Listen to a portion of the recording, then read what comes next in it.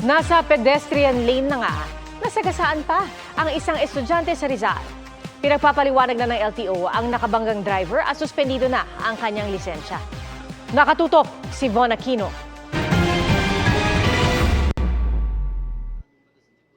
Habang tumatawid sa pedestrian lane ng isang estudyante, huminto ang jeep kaya nakatawid ang bata. Pero dire-diretso naman ang isang van kaya nasagasaan ng batang nasa tama namang tawiran. Huminto ang van at pinuntahan ng driver ang biktima. Huwebes nangyari ang disgrasya sa General Luna Avenue, San Mateo, Rizal.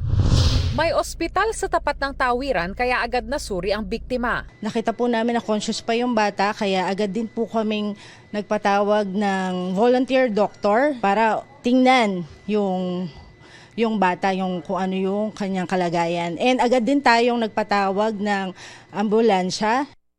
Magkasunod kasi itong SUV at saka passenger jeep. Nung puminto itong passenger jeep, kasi may dadaan na mga pedestrian natin, nag-overtake itong SUV at hindi niya napansin na may papatawid na bata. Yun, nasagasaan niya itong bata. Ayon sa San Mateo Police, nagtamo ng galos ang bata. Sinagot ng driver ang gastos sa ospital. Mariing paalala ng LTO sa mga motorista, pagdating sa pedestrian lane, dapat bigyan ng daan ang mga tumatawid. Ngayon po, narito tayo sa pedestrian lane kung saan na-aksidente ang estudyante at susubukan po nating makatawid doon para makita kung ano yung behavior ng mga driver dito at kung may alam sila sa batas patungkol sa right-of-way sa mga pedestrian lane.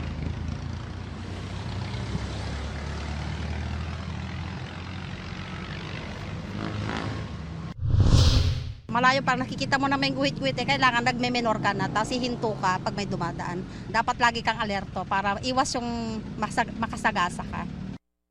Paalala lang po sa mga driver, hindi tayo ang priority sa pedestrian lane. Yung pedestrian o yung tumatawid ang priority dyan.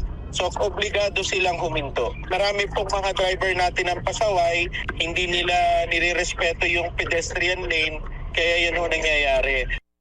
Sa Land Transportation and Traffic Code, nakasaad na ang mga driver ng anumang sasakyan na bumabaybay sa mga highway sa mga business or residential district ay dapat magbigay sa mga tumatawid sa mga crosswalk, maliban sa mga intersection kung saan ang trapiko ay minamanduhan ng peace officer o traffic signal. Kapag walang tawiran, ang mga motorista naman ang may right of way. Nagpadala na ang LTO ng show cause order sa driver ng van. Sinuspende rin ng 90 days ang lisensya ng driver habang iniimbestigahan. Kasalukuyan ho, naka-alarm na yung sasakyan. Mabigat po yan, ma'am, kasi reckless yan.